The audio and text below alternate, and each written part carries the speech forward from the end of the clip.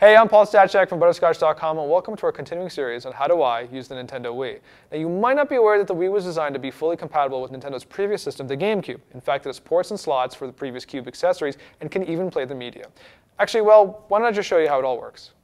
Now, you might have noticed these two panels on the top of your Wii, and if you open them up, there's slots basically for GameCube controller ports and also for GameCube memory cards. So, as you can see here, there's 4 GameCube controller ports, just like the old GameCube, and you can plug them in fairly simply. Of course, these are usually wired. You can use the old Wavebird accessory, so it'll just sort of stick out. And right next to it, there is a panel, if you open this up, and this holds memory cards.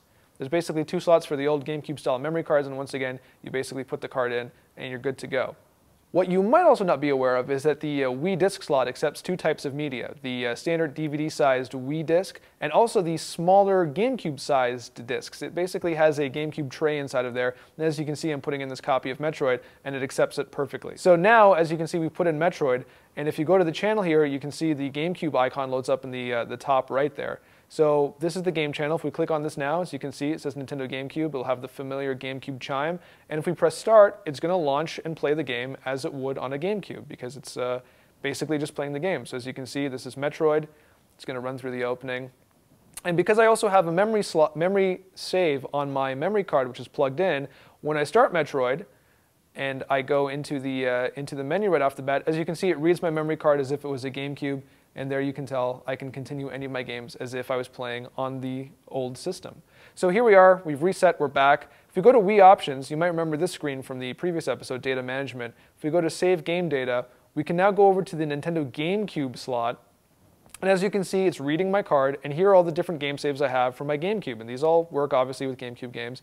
Now, I can move or copy them to another memory card that I would have in slot B. In this case, I don't, so I can't actually move them. This means you can't back up any games to your Wii itself. So you kind of have to, bear in mind that you need to find an old memory card. See if I had it in there, I could click this slot. Obviously, I don't. There's nothing in there.